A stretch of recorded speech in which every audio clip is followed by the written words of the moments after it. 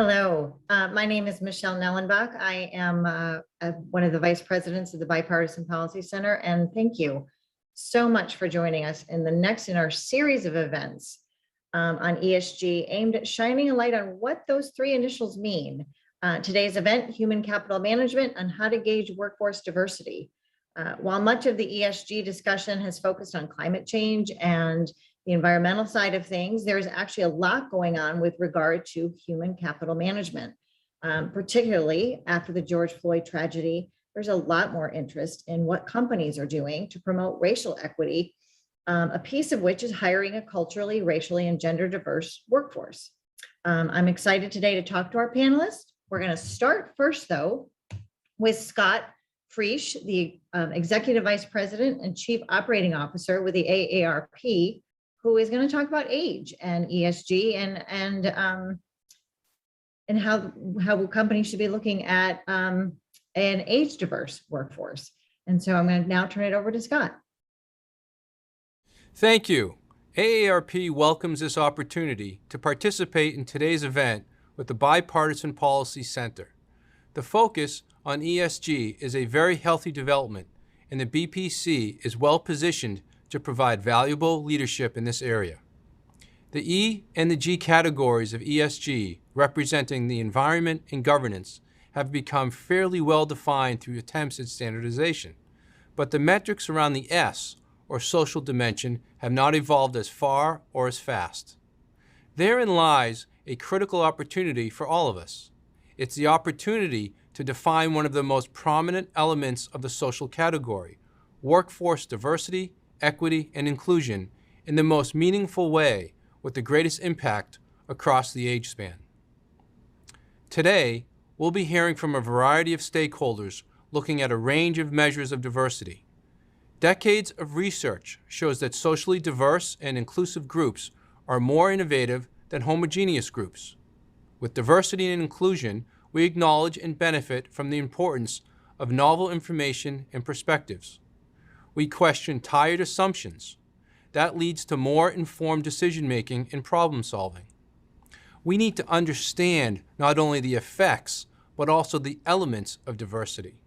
One form of diversity that is critical is age. Unfortunately, this component of diversity is often overlooked. We now have 5 generations in the workforce: the silent generation, baby boomers, Gen X, millennials, and Gen Z. In a recent survey by AARP of nearly 6,000 global employers, 83% of global executives recognized that a multi-generational workforce is key to business growth and success. Yet, 53% of those surveyed did not include age in their DE&I policies. We need to bring into alignment 2 phenomena: the maturation of ESG and the aging of societies around the world. When we achieve that alignment, we not only advance equity, we also support productivity. Older workers have a higher level of engagement, more institutional knowledge, and less turnover. In a multi-generational workforce, there are more possibilities for mentorship and a greater diversity of skills. At the same time, age discrimination against older workers is a troubling obstacle to building and sustaining an age-diverse workforce. In a survey we took late last year, 78% of older workers said they had seen or experienced age discrimination in the workplace. When older workers are discriminated against, it has a very negative impact on the economy. An AARP report found that age discrimination against workers age 50 and older cost the economy $850 billion in 2018. At AARP, we are battling against age discrimination in the workplace. We are also engaged in the U.S. and internationally to build greater understanding and support for an age-diverse workforce. That work includes joining with others to succeed in having age or aging as a part of 15 of the 17 UN Sustainable Development Goals. AARP is working with the World Economic Forum and the OECD through a project called Living, Learning, and Earning Longer to propel innovation to foster a culture of creativity and belonging and to demonstrate the business case for supporting age diversity and inclusion. We have engaged more than 50 multinational companies in a learning collaborative, representing over 2 million employees and over $1 trillion in revenue. If your company is interested in participating, please apply at aarp.org/growingwithage. There is no cost to taking part in this collaborative. All of us have the chance together to drive awareness and accountability for establishing and sustaining an age-diverse workforce. The insistence by a broad group of stakeholders on ESG metrics and reporting means that companies will need to take concrete actions to meet meaningful goals. We can shape ESG in an inclusive, thoughtful, and future-oriented way that reflects individual needs, business success, and demographic change. For all the generations at work today and for those that will follow, I hope we can make that happen. Thank you, and I look forward to the discussion today about components and metrics of the S in ESG. Scott, for those great comments opening up today's discussion. So now I want to turn it to our panel.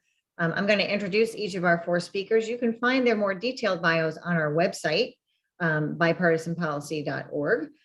So we are thrilled today to be joined by Allison Omens, Chief Strategy Officer for Just Capital, Eva Sage Gavin, the Senior Managing Director for Talent and Organization, Human Potential at Accenture, Jean Axius, the Senior Vice President of Global Thought Leadership at AARP, and Tom Quadman, Executive Vice President for Center for Capital Markets Competitiveness at the U.S. Chamber of Commerce. And real quickly to our audience, you can follow us live at our hashtag at #BPC Live, and to engage with our Twitter handle at BPC_bipartisan, and you can ask questions on either of those or in the Zoom chat. So let's turn to our panel real quick. Thank you, first of all of you for joining us today. So Scott laid out a lot for us to consider. Tom, I'm going to start with you. I want to ask you to set some context for our discussion. Can you sketch out some of the landscape here in terms of what human capital management means and how workforce diversity relates to that and why it's an important topic for right now? Sure, Michelle, thank you very much. And it's good to be back with you and talking about ESG. And, and as was laid out at the beginning of this, we are talking about the S, right? I mean, normally if we're talking about ESG, we're talking about climate, but we're talking about the S portion of it here. Look, I think there are four important reasons why human capital management is being discussed and is being looked at very closely by companies, by investors, and also by policymakers. One is how our economy works is different, right? If we were to look at 50 years ago, we would have been talking about an economy that was based on assembly lines and plants and very hard industrial machinery. Now we have economy that has evolved into the information age, right, and into services. So it's the brain power and it's the human talent that a company has very often is going to be what its most important asset is. It's not going to be real estate. It's not going to be plant and equipment. It's actually going to be the people that work there. What investors are looking for in terms of decision useful information has also changed, right? So if you're looking at human talent as being the top asset of a company, we are going to start to look at things like education rates or student reimbursement rates or how companies are reimbursing their employees with student loans as to how they are attracting and retaining talent, which is important. Because investors are looking at that, we also have had policymakers that are taking a little bit of a different look here. Now, I think this is a little different than, let's say, some of the other parts of the ESG components, right? Governance has been well defined in the United States for a very, very long time. Climate, we've had a very broad global discussion about policies and how something may be changing. The S is, to some degree, is a uniquely United States discussion that's going on. And in fact, last year, the Trump administration, Jay Clayton at the SEC, actually promulgated a rule on human capital management, which is what we would call principles-based, where effectively the SEC said, companies, investors get together and start to disclose that information, which is going to be material. And then just lastly, the fourth part here is there's been an increased emphasis, some of it in the boardroom, some of it in terms of workplace composition, some of it even in terms of consumer bases, where companies and investors are looking much more closely in terms of diversity, gender diversity, racial diversity, ethnic diversity, sexual orientation. And there's been a much broader, in-depth discussion of that. And policymakers are certainly looking at all these different aspects as they may be looking at new disclosures in the short term. Thank you. That was really helpful, Tom. So I want to turn now to Allison. Allison is with Just Capital, who works closely with many of the largest companies today. You recently released the results of an analysis on what companies currently disclose on human capital. Can you tell us a little bit about your findings from that analysis and what the specifics of human capital disclosure look like? Sure. Thank you, Michelle, and thank you for having me. Just Capital is a nonprofit. We assess companies, the largest publicly traded companies, on the priorities of the American people. Year over year, the top thing that people consistently say is important is how a company treats its workers. So along the lines of what Tom said, there really is a very clear signal that consumers, workers, investors, others see human capital as a critical element of strategy for companies. We've been tracking how companies disclose their human capital metrics for about 6 years now, and we are limited by the publicly available data. As Tom said, the SEC last year implemented a principles-based recommendation or sort of regulatory expectation of companies to be at least identifying where human capital is important to their overall operations. What we haven't seen either in the last 6 years or in this most recent report, which we released about 2 weeks ago, is actual specific metrics associated with what companies' human capital practices are. And so we've done this from a couple of different places.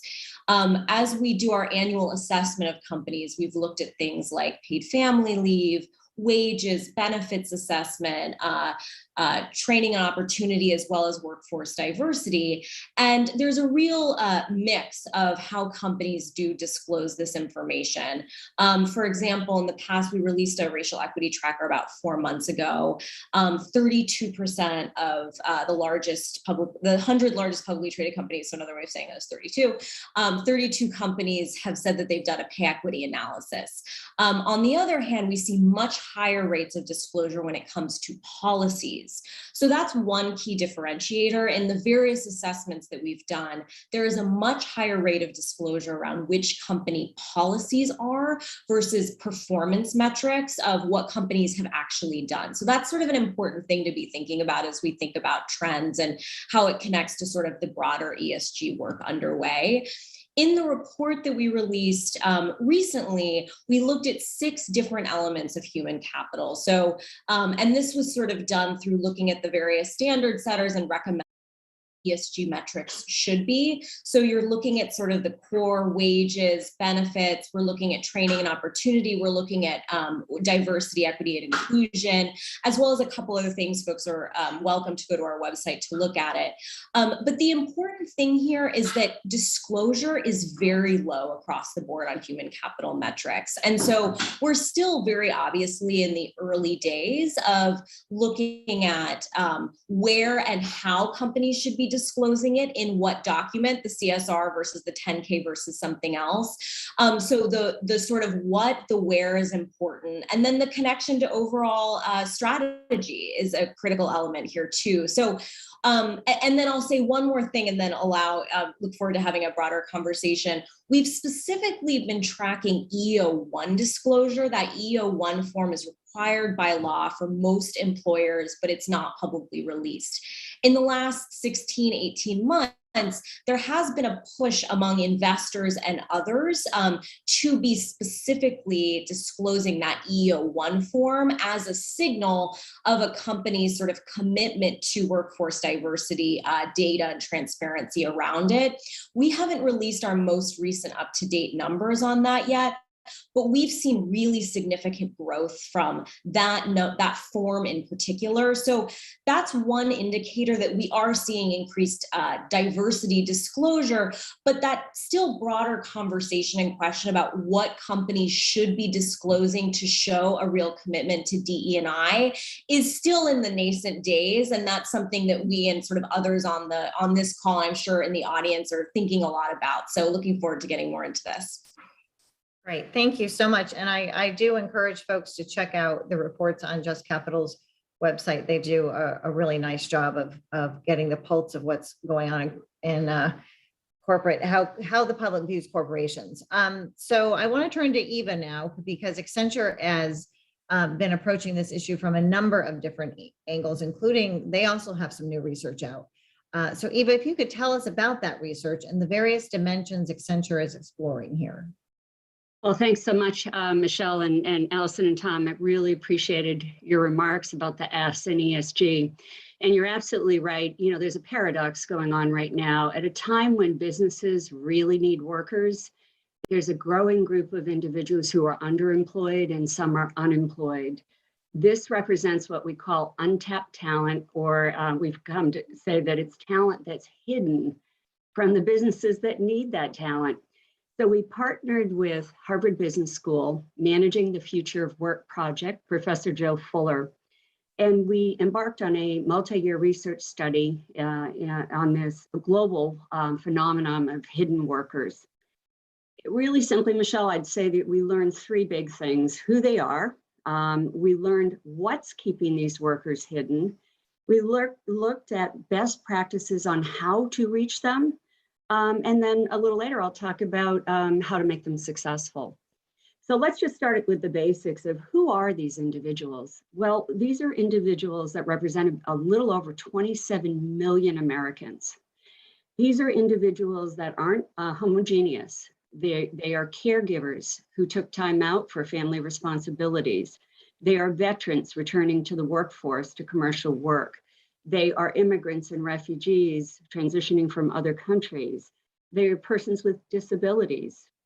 They are individuals and workers over age 50 looking to perhaps re-enter the workforce.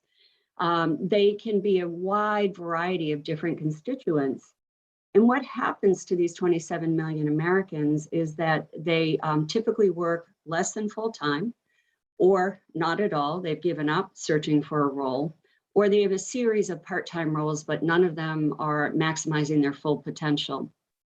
We learned as well, if this is 27 million Americans represented by these groups that are familiar to us, why are they hidden from the companies that really need to employ them and keep our economy strong? Well, technology has a very important role to play. So this idea of technology, process, and approach is bundled together. And what we find is that our tools have become very sophisticated. Many of us know that we're often looking for that ideal candidate for that role, and we have a very long list of the perfect qualifications. Well, for companies that are breaking through and having a much more inclusive process, they actually approach it a little differently. They approach it with minimum qualifications. If a 4-year college degree is not required, but instead a number of years of experience are required, that's what they put in the technology. The other thing we often find is that some companies are changing their process. For example, some individuals may have a flag on their profile that they have an offense. We've heard about the Second Chance Coalition has identified up to 70 million Americans have some type of flag. Top companies are now moving the reference checking to the back end of the process. So if there's a conditional offer of employment, they're then doing the reference checking and giving the individual a chance to explain the situation.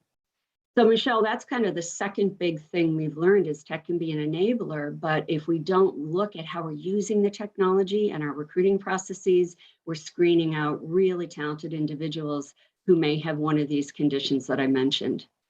The final point is this idea about how do you reach them? Well, in the 19 companies cited in the study, there's some extraordinary best practices, but the idea of prioritizing potential, looking what people are capable of, not what they don't have any qualifications in that you really don't need. Thank you for bringing up the slide. This is really helpful for us.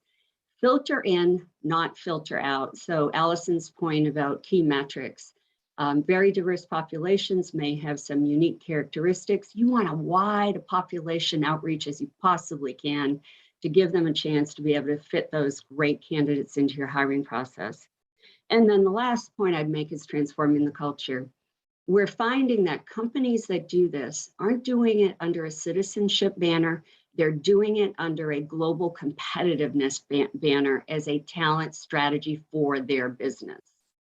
And they are finding that these workers actually perform better in 6 key dimensions. The other thing they're finding is that they are less likely to have a talent or skill shortage. And this idea that as Allison and others look at key metrics, these are tapping into diverse populations, in some cases bringing back to work caregivers who stepped out to care for family during COVID. We all know that there has been quite a exit of women in the American workforce. And so we're seeing companies be very proactive to bring those caregivers back, change their recruiting systems and their recruiting processes to make sure that they are fully employed and they're welcomed with all their skills, not because they had a break in service. So that's what we're finding. My colleagues at Harvard assisted with this amazing research, and Michelle, I know we'll make the link available. US, UK, Germany, and there's 27 million Americans out there waiting for a great role. Let's find them and get them interviewing, and let's get it going again. Yeah, that's really helpful. And I think companies, particularly as we've seen right now, there's all these stories about this massive walkout really of employees quitting. And so companies have got to find some creative ways to get people back into the hiring process. And so hopefully they will take a look at your study and that will help them, because there are people who want to work. They just were not, for whatever reason, satisfied coming out of COVID and wanted something different. And so I think some of what you have found will help make those connections. So I want to get into, I want to talk to Jean a little bit now. Earlier this week, we released a short explainer video on the issue, and thank you to you and Tom for participating in that. In that video, you talked about the business case for workforce diversity and why companies should care about it. Can you talk a little bit more about that? Well, first of all, thank you so much, Michelle. I'm so honored to be part of this conversation and to be able to join Allison, Tom, and Eva as part of this broader conversation. And what I would like to do is actually kind of tie many of the points that they've actually articulated as to why there's a strong business case for looking at workforce diversity. As Tom indicated, that when you think about an overall strategy for a company, one of the critical assets is human capital. They are critically important in terms of both driving the outputs and also the annual strategies and goals of the corporation or the company or the organization in a very meaningful way. And as Allison talked about, it's important to have a strategy in place for leveraging that human capital in a way that not only meets the needs of workers, but also advances the goals and the mission of the organization. And we just heard from Eva that talked about a couple of things. One is what happens when you actually screen out certain populations and how that might be detrimental to the sustainability and the performance of an organization. And also not only when you screen out, but also what lens are you actually bringing into the hiring process with regards to hiring candidates? Is it a deficit mindset, meaning what they lack, or is it an asset mindset, meaning what they can actually contribute to the organization in order to advance the goals and objectives that the organization has laid out? So when we think about the business case for workplace diversity, one of the things that is critically important is the fact that the population is aging. And not only is the fact that the population aging, but they're also living longer. In the United States, we have 10,000 people who are turning 65 each and every day. In China, that's 54,000 people turning 60 each and every day. And somewhere around the world, you have 200,000 people who are turning 60 each and every day. So not only are people living are aging, but they're living longer, and many either need to or want to continue working. So when we think about the opportunity to put more precision around the S, I think it's critically important, particularly for companies and for leaders of any organization, whether you're nonprofit, for-profit, to really think about how are you satisfying the range of stakeholders, shareholders, and consumers that you actually serve. So whether it's your customers or your clients or your workforce, they're all aging like never before. And the question becomes, how are you relevant to their needs? Because we know, as Allison, I think, alluded to, that there's a growing demand and expectation among the consumer base to have a clear understanding as to what organizations stand for and what do they actually not just stand for, but what do they actually believe and execute in terms of their strategies. So when we think about the fact that the population is aging and that, as Scott indicated, that there's literally 5 generations in the workforce, the question becomes, how do you leverage that in a way that's beneficial to the workers, that's beneficial to the bottom line? And as we think about this broader conversation around ESGs, it's not just the right thing to do. I think it's the smart thing to do is to really say, okay, let's take a look at our workforce composition to ensure that it's reflective of the changing demographics of the consumers that we serve and the clients that we work on behalf of. And not just to ensure that there's clear alignment, but what are the opportunities to create, invest, and ensure that both the employees and the employers are both benefiting as a result of this. And we've done some work at AARP with our partnership with the World Economic Forum and OECD that has actually found that greater workforce diversity, age diversity, is actually beneficial to the bottom line. And in fact, and when you look at OECD country, we've seen a boost to GDP per capita by 19%. So we know that having a diverse, age-inclusive workforce is beneficial from a revenue standpoint, but it's also beneficial in terms of the cross-generational learnings that take place. If you think about your own experiences working with diverse teams, there's information sharing that happens across the age spectrum, that there's opportunities in terms of mentoring and reverse mentoring that occurs organically and sometimes intentionally through strategy development. And we've seen over the last 19 months as a result of this pandemic that organizations that had a more age-inclusive workforce were more likely to be productive. There was lower turnover, greater stability, higher productivity and innovation. And we can get into this a little bit more in terms of some of the practices, particularly for our Growing with Age platform. But this is an opportunity that is before us, and it's an opportunity for all of us to think about what is our longevity agenda as relates to the S in ESG, and as it relates to the broader strategy for advancing human capital moving forward. Thank you. I think we can all agree that some of the most interesting discussions and learning opportunities we've had of late in the workforce is really those intergenerational discussions where we really can learn from one another. And there are, as you said, there are so many different generations now in the workforce. So we do have a submitted question I'd like to get to, but before posing it, I want to get input from each of you on the measurement aspect of this. So workforce diversity is a fairly broad issue. It doesn't seem like something that can be captured in simply 1 or 2 metrics. So what guidance or thoughts do you have on what and how to measure this? Jean, I thought I would start with you. Well, thanks for that question, Michelle. I think there's a couple of things to take into account. One is some clear measures in terms of exactly what are the current retention rates, what are the current, not just retention rates, but what are the opportunities in terms of reskilling and upskilling. I think that's critically important, both from an employer standpoint, but also from an employee standpoint. In addition, I think we also need to take into account a life stage perspective to some of this in terms of exactly what are some of the different benefits and resources are companies providing their workforce that cuts across ages. And I'll give you 2 examples. I just heard of one just before our session today. One is around student loan debt and repayment. Now, some companies offer this as a wonderful benefit and in some cases targeted to a younger cohort of their workforce. But we know that, particularly some of the work that we've done at AARP, that there are many grandparents and many older adults who are still paying off student loan debt for their kids and their grandkids. So as we think about benefits and benefit design opportunities, how are we ensuring that those are being offered across the generations in a very meaningful and strategic way?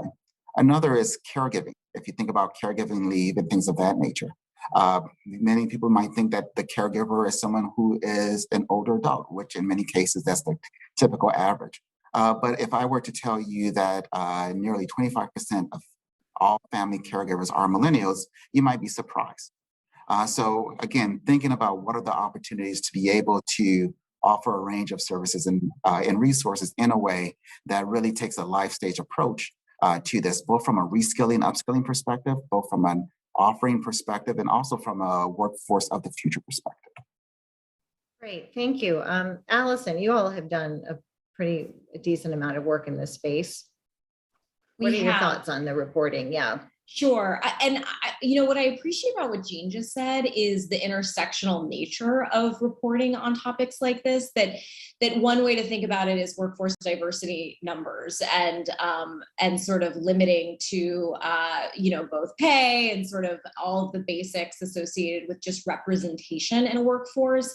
But the point that I just want to pull out, Jean, I hope I'm not putting words in your mouth, is that you have to connect it to training. You have to connect it to internal mobility. You have to connect it to retention. And that's really what's important here, I think, is that there's been a bit of a conversation about treating, or not treating, but sort of approaching diversity and diversity disclosure as a separate body of disclosure or work. And actually what we're talking about is, what are your human capital approaches and strategies?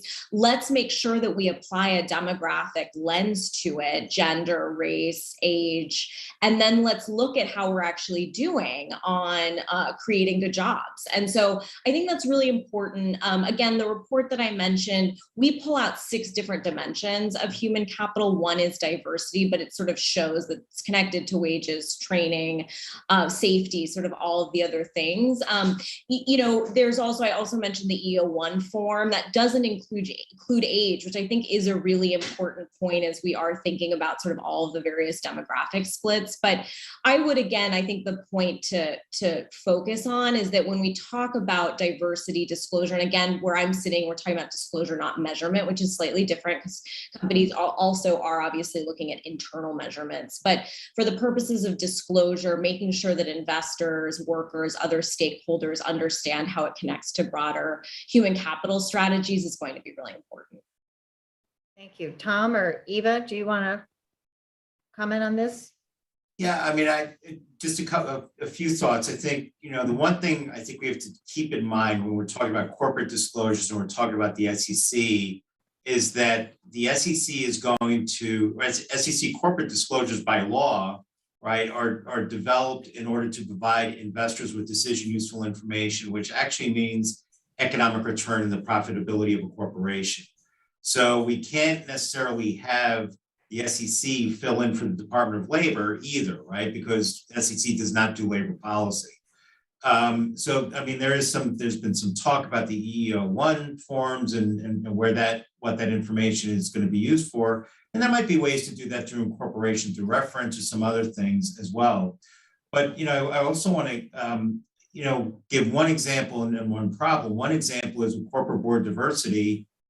We already effectively have the disclosure, right? There are a couple of tweaks. If you take a look at the Maloney-Meeks legislation, which we've supported for 6 years, we work very closely with them on, there are a couple of tweaks to the disclosure that could be made. But really the reason why the basis of that bill is about an advisory group and about report on best practices is really to lay out what the case is, or rather what the best way is to help solve the problem. The problem I want to get into is, and it was true before the pandemic, but it is even much more acute now, the American economic engine is starved of people. We just don't have people. The greatest determinant of how a company is going to grow is how it can attract people, how, and Jean raised this as well, how you can educate, upskill people, retain people. We have some very important policy questions we need to answer in terms of how we bring the formerly incarcerated back into the workforce. How do we deal with people who can't, let's say, pass a drug test, right? So, but it's understanding that it is a broad problem throughout the economy and how companies can uniquely position themselves. Really, that's where that's the type of information that is going to help investors glean what is going to be important for the profitability and success of a company, and also what's going to be important for them to get economic return on their investment. Thank you. Eva? I'm just smiling at all of my colleagues' remarks and so supportive of this is a business challenge. Visibility, not just to the metrics, which are always lagging, but to the processes, the strategies, and the innovation applied is so important. And so, like any business metric, transparency and disclosure are appropriate to set goals, measure progress, and course correct if needed.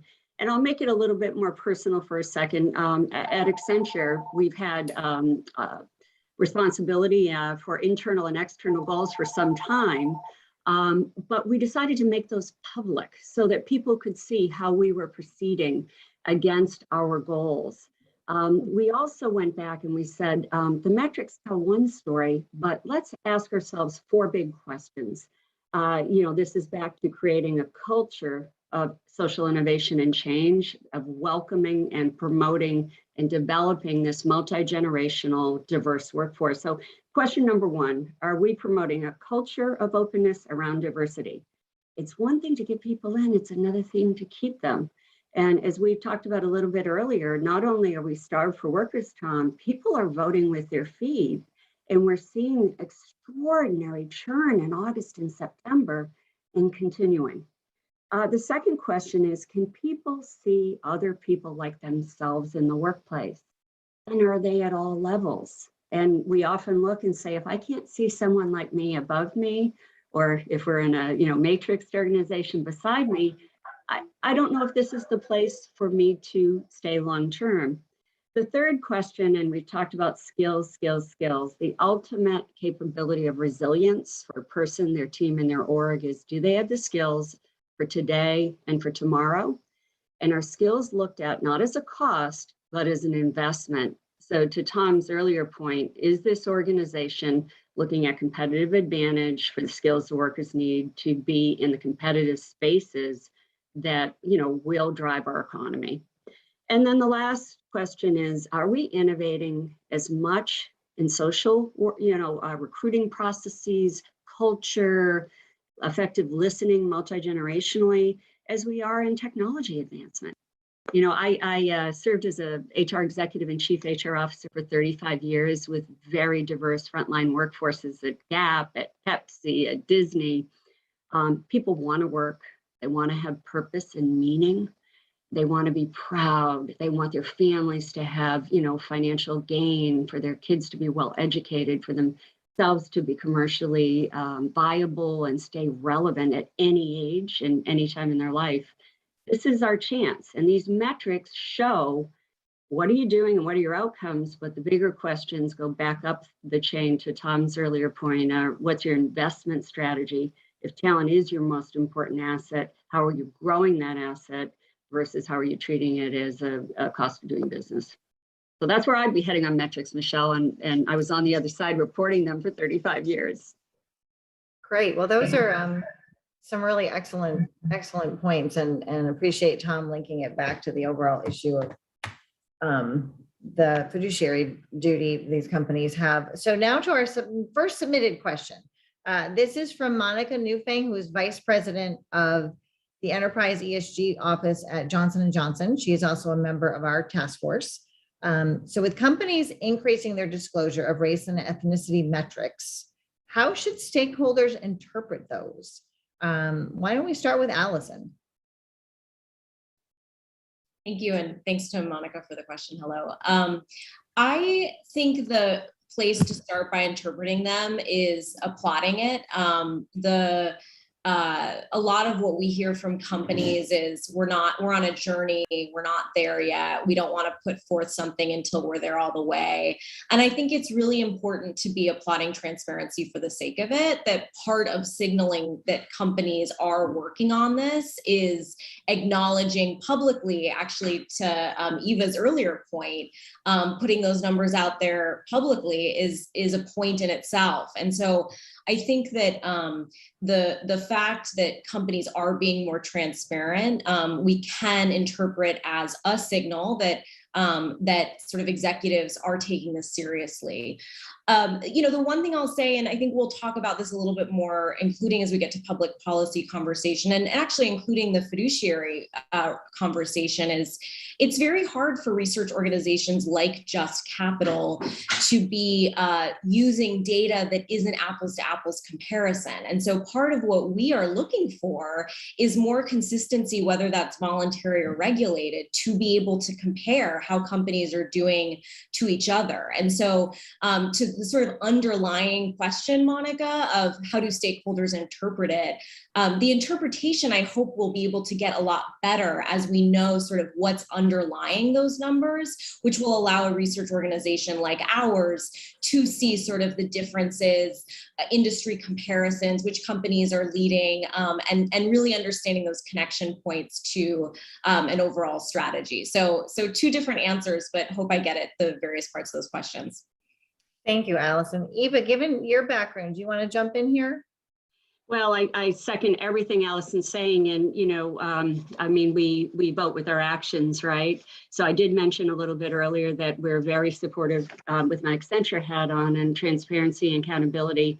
We also think that it's important to have all aspects of diversity. So we're publishing data on gender, ethnicity, race, persons with disabilities, LGBTQ, and veterans. And this idea that our current workforces are tremendously focused on transparency, that they are checking multiple data sources, and at any point, they are able to check the veracity of information is so key. So, going forward, and if you are challenged and you're not making a number, what are you doing about it? What is the challenge that you're facing? And then what are practices to address it? I think, moving from just numbers, which are outcome, back to Tom's point, which is upstream, is this company getting the best talent they can? Are they holding on to that talent? As Jean said, are they investing in their skilling? And then to show the outcome in global competitiveness, workforce capability, and an appreciating human talent strategy that anyone can check in any of their listening posts. My personal point of view is when companies are challenged, they make some of their goals and they miss some. We sometimes learn more from when they missed and they course corrected from when they had a straight, smooth path. And I think you're seeing more of that dialogue about, we have tried hard and this strategy didn't work. We're course correcting, trying a different strategy. I will tell you with hidden workers, the second chance discussion is very different today than 10 years ago, of opening a talent pool that could be up to, we hear from the research that was done, 70 million people. That's as many people as have a college degree in the US. So you can't keep doing what you're doing. We have to change our strategies. Let's be transparent. And I know here at Accenture, we feel very strongly about it and put it all out for public to look at. I love to hear that about the second chance workforce that both you and Tom have emphasized the need to rethink how we've been doing this all these years. Tom, did you want to comment on how stakeholders should interpret some of these? Sure, I think, I guess two separate thoughts. One is if we're talking about the stakeholder community, right, we're talking about a very broad community. It's not only investors, it could be employees, consumers, vendors, NGOs, number of others. And I think companies recognized several years ago that there was a need to have that broader dialogue, that broader conversation with such a wide audience. And that's why we've seen the rise of sustainability reporting. And in fact, in 2018, the Chambers Foundation released a report on the evolution of sustainability reporting, how that was so important to talk to these broad audiences. And there's more of a freedom in companies, I think, to be to have a fuller discussion of some of those issues there. The issue is when you start to go into securities disclosure, right? That is done through very defined language. It's done through very defined reporting. There are a lot of parameters put around that. And in fact, Justice Thurgood Marshall, came up with the formulation for materiality. And I think we have to understand if we're talking about securities reporting for investors, it's going to be on a narrower band.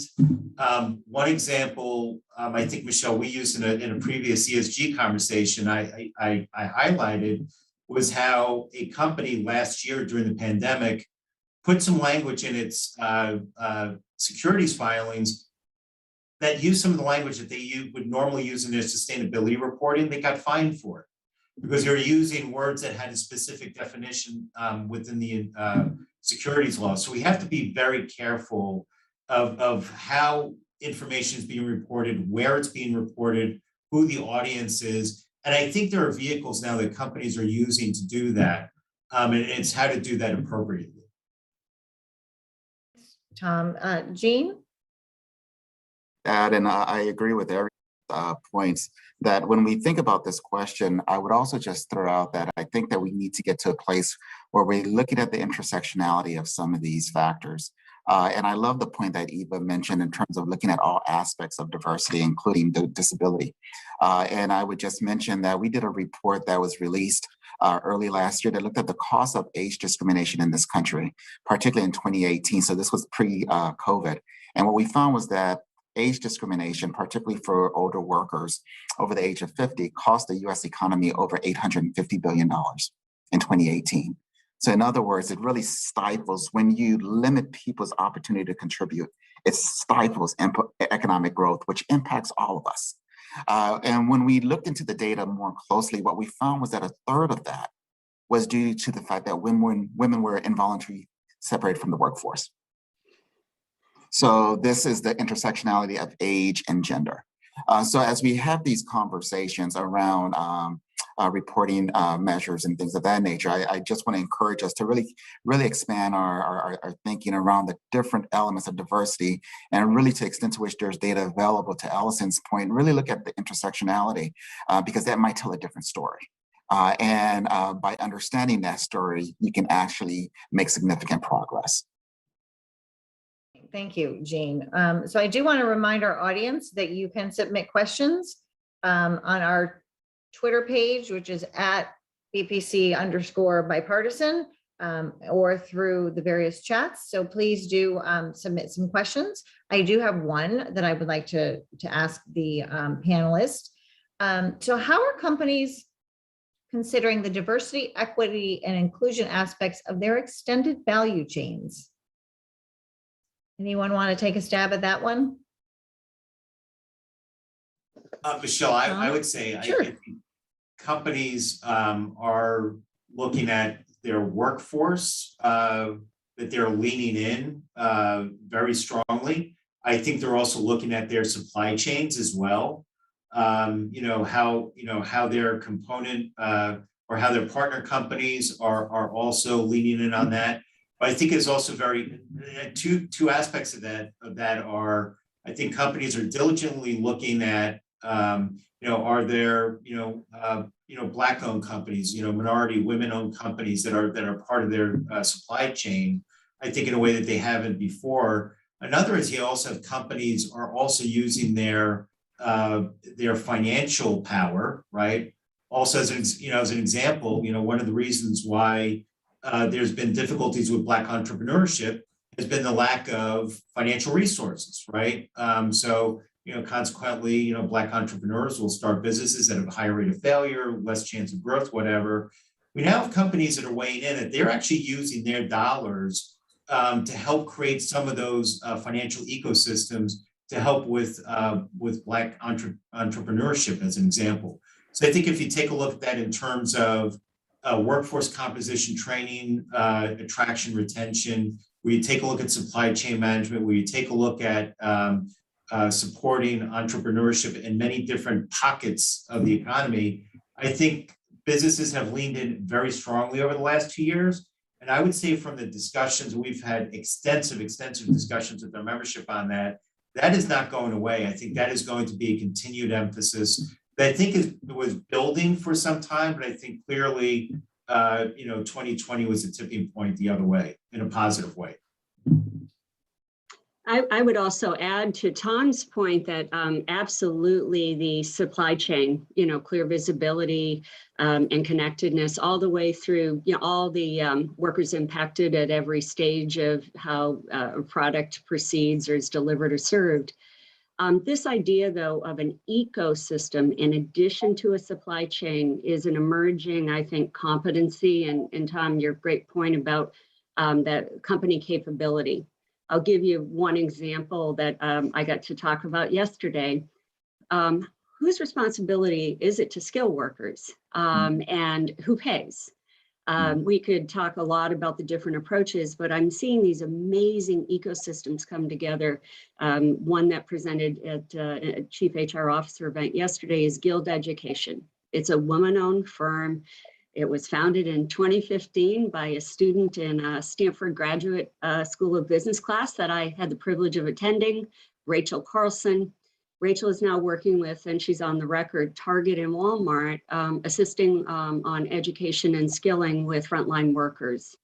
Many of these ecosystem partners have come together with major employers and formed partnerships to be able to, instead of having to pay $5,000 a credit when you're done 4 years later, the idea of guiding a frontline worker through the stages of the credentials they need, making sure that the financials do not cause significant out-of-pocket, and actually having a coach to help to make sure that they get the courses that are going to be most relevant and appropriate. I am seeing these coalitions with these partners popping up with a variety of ecosystem experts. At Accenture, we have a partnership we formed called the Future of You. And in it are partners like Guild Education, like the Mom Project, like Pluralsight. We opened up 50 positions in artificial intelligence, and we went out to find people that might not have been found through normal recruiting methods. And we're already well on our way with a number of hires that are starting November 1st and throughout the next 3 months. So Tom, I'm really excited about, unusual times create unusual colleagues and strategic, I think, initiatives. These university partnerships, these educational experts, and then that financial investment, and CFOs, CEOs, and boards looking at human capability building as an investment, not a cost. That's the biggest change I'm seeing. And that's why I have a lot of hope that it's inviting women-owned, Black-owned businesses to be an ecosystem partner and to grow with these corporations that have the financial muscle, but they might not have all the unique expertise. Michelle, can I just add to that? Because I think Please do. Eva brings up an amazing point. If you think about it, the model in which one went to school for a period of time, graduated from college, and then worked for the rest of their life, that's not the model in which we're in now or going to in the future. People are living nonlinear lives, meaning the fact that, in the past where you just went to school for one period of time, now it's really lifelong learning. It's continual upskilling and reskilling. That is the competitive advantage in the environment in which we find ourselves. So I think Eva raises a great point in terms of exactly thinking about whose responsibility is it? And frankly, I think it's all of our responsibilities in some way, whether you're in the public, private, or nonprofit sectors, to really be thinking about this, both in terms of clearly the private sector has a role to play in terms of upskilling, reskilling. The public sector has a role to play in terms of thinking about how we ensure, particularly for those with limited to no resources, that they have the means in order to overcome some of those barriers to access many of these resources. And as individuals, we have a responsibility to think about how we continue to upskill and reskill. We've done some survey work at AARP that found that nearly 71% of people in the labor force, particularly older adults, are extremely interested in constantly upskilling and reskilling in order to remain relevant and in order to provide contributions. And I think what we're seeing, particularly with the Great Resignation, is the idea of purpose. And I think, Eva, you spoke about this. And I think that purpose and profit can coexist. And I think it's a matter of strategy, which is why I really love this conversation, that how do we take ESGs as part of a broader strategy for the organization to tie to overall performance? It cannot be something that is done in one business unit that only comes up at certain points in time. It has to be an enterprise-wide strategy and approach across all of the business units within an organization in order to really drive change. Great. Well, I hate to follow up all this great positivity with a question about public policy, but I'm going to go there anyway. So one of the reasons we're having this conversation is obviously the SEC has raised the possibility of taking some action on corporate disclosure in this area. So what thoughts or guidance might you give to the commission as it explores this? Tom, why don't we start with you? Yeah, two thoughts. I think one is, I think our preference would be, and this is true what we've said with other rules in the past, is I think the SEC would actually be better served if they were to wait 3 years, take a look at what the Clayton Human Capital Management rule, how that is working, and then decide if there are changes that should be made. Because remember what the Clayton approach was companies and investors get together, figure out what's best for a company, for an industry, and then start to disclose that and start to move forward. I think if you were to do a review in 3 years, you would actually see if that approach is working or not.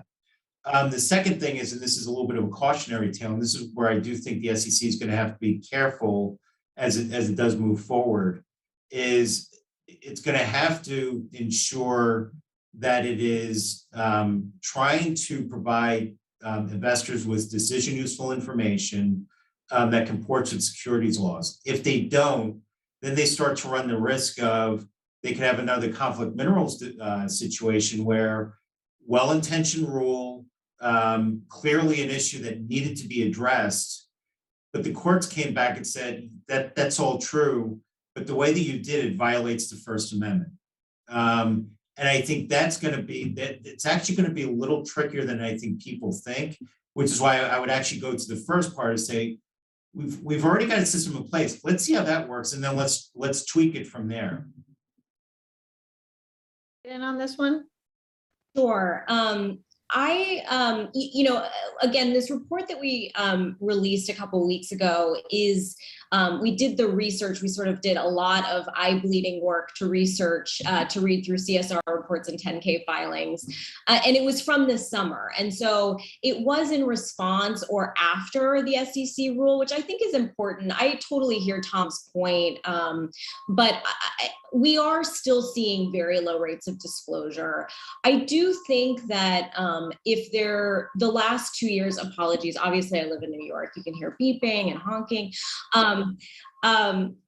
Obviously the last 2 years have shown everyone that human capital is integral, material to a business strategy. And so the real question is what we should be measuring, what investors are asking for, what is the most meaningful signal numbers that will give us understanding of what strategies are and how companies compare to their peers. So the question to me isn't the if, it's really an issue for all of us in thinking a little differently about how we connect the dots between all of these elements of a sort of holistic business strategy. And that's going to take research. It's going to take a lot of corporate conversations, investors, and more. But we're really excited to see where things are heading and really see the connection point between people's expectations of how companies and the market should be functioning. Great, thank you. So I'm going to draw us to a close here with one final question for Eva, and if others want to chime in, that would be great too. If companies can do one thing, what should it be and where should they start? Well, this idea of filtering in, not filtering out, and welcoming the broadest diverse workforce. I love the words that we've used today, multi-generational, all aspects of diversity would be key. And in the research we did with Harvard, 19 companies are mentioned that have found different aspects to activate this. So that welcome and filter in, not out, and then really looking at each individual and prioritizing their potential, all the skills they bring. I love what you said, Jean. It's a 100-year life now. And to think that the old model that worked for us for, an industrial age is going to work for a technology age, that we could change that tomorrow, Michelle, and top companies are already doing that. And they're getting the pick of the best workforce that's highly diverse, skilled, and very multi-generational. Great. Anyone else care to give our companies listening? I would just say, this is Gene. I would just mention that Scott mentioned this in his remarks, that we did a survey of 6,000 C-suite executives from OECD countries and found that 83% valued a multi-generational workforce, but 53% didn't include age as part of their D&I policies.